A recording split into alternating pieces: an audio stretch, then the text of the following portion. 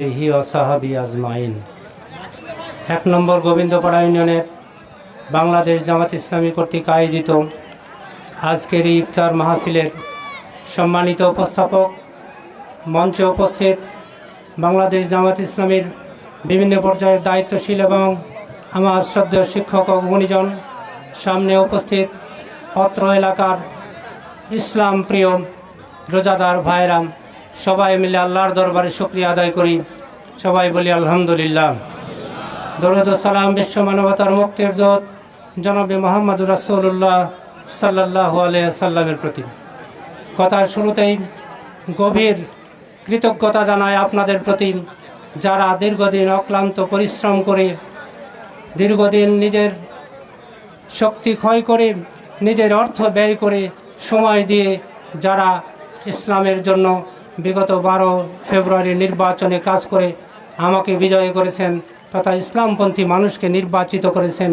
এই জন্য আমার অন্তরের অন্তঃস্থল থেকে আপনাদের প্রতি জানাই কৃতজ্ঞতা, অভিনন্দন, মোবারকবাদ।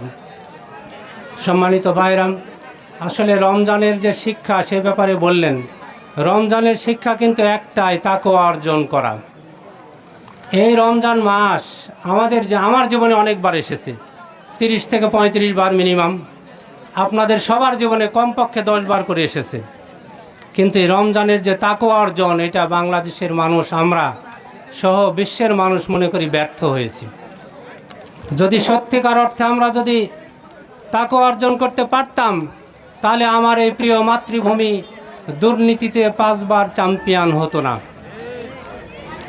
বাংলাদেশে এত সুদ, ঘুষ, দুর্নীতি, চাঁদাবাজি চলতো না।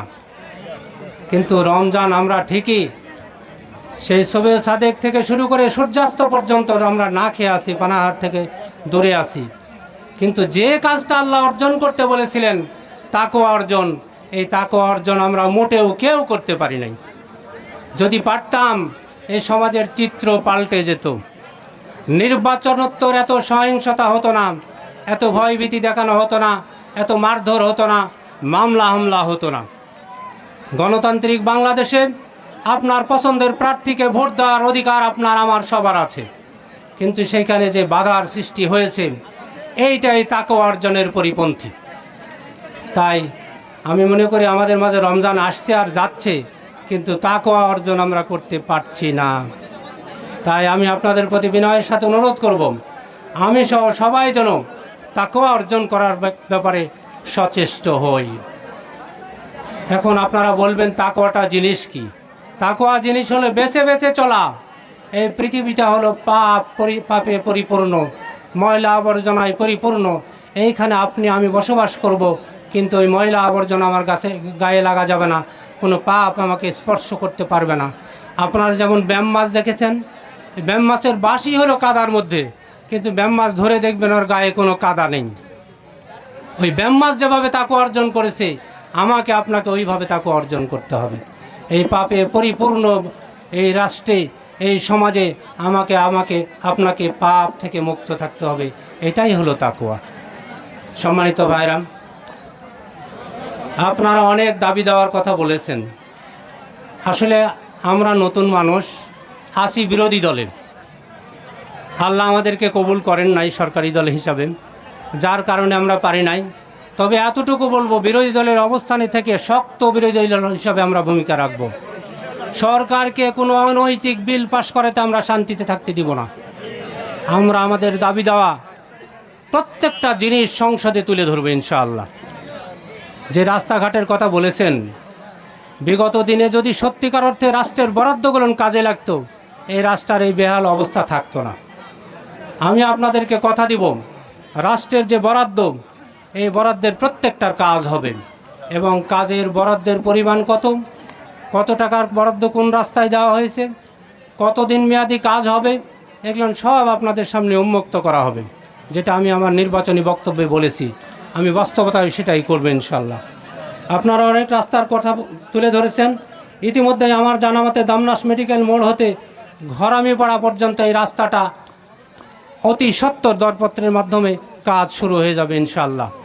বাকি রাস্তা যেগুলো আইডি আছে, রাস্তা পিচ ঢালা রাস্তা করতে হলে রাস্তার নাম্বারিং লাগে, আইডি করতে হয়। এই আইডিভুক্ত সকল রাস্তাগুলো খুব তড়িৎ গতিতে করার জন্য আমি আমার সর্বাত্মক চেষ্টা করব ইনশাআল্লাহ। আমার যে সমস্ত গুণীজন উপরে আছেন, যেসব সচিব মহোদয় আছেন, মন্ত্রণালয় আছেন, তাদের মাধ্যমে যোগাযোগ করে আমার চেষ্টার কোনো ঘাটতি থাকবে না, এতটুকু আমি বলবো। আর চিকিৎসার ক্ষেত্রে আপনারা বলেছেন, আমি 30 বছর ধরে এই বাগমারার মানুষের মাঝে, আপনাদের মাঝে চিকিৎসা সেবা দিয়ে আসছি এবং নির্বাচনের আগে কথা দিয়েছিলাম যে আমি নির্বাচনে পাশ করি বা ফেল করি, যে অবস্থায় হোক না কেন, সকল অবস্থায় প্রতি শুক্রবার আমি রোগী দেখা ফ্রি করব ইনশাআল্লাহ। বিগত 3 শুক্রবার সেটা করেছি, কালকে শুক্রবার, কালকেও হবে। সকাল থেকে সন্ধ্যা পর্যন্ত যতগুলো রোগী আসবে, একটি রোগীরও ফি লাগবে না, বিনা ফিতে তাদেরকে চিকিৎসা করা হবে ইনশাআল্লাহ। আমি সহ আরও অভিজ্ঞ 3-4 জন ডাক্তার থাকবেন, তারা দেখবেন, আপনারা আসবেন। এছাড়াও সরকারি সেক্টরে এবং প্রাইভেট সেক্টরে স্বাস্থ্যসেবা নিশ্চিতের জন্য আমি সর্বাত্মক চেষ্টা করব এবং বাগমারা হেলথ কমপ্লেক্সকে আমার মনের চিন্তা আছে 50 শয্যা থেকে 100 শয্যায় উন্নতি করার জন্য আমি আমার পদক্ষেপ অলরেডি আমি স্বাস্থ্য মন্ত্রণালয়ে কিন্তু আমার অভিব্যক্তি জানিয়েছি অলরেডি। যদিও তারা সরকারি দলের লোক, কিন্তু একটা মাধ্যমে আমি জানিয়েছি, আমি এটা জনগণকে কথা দিয়েছি, এটা বাস্তবায়ন করতে হবে। তাই সম্মানিত ভাইরাম, আপনারা কেউ বঞ্চিত হবেন না।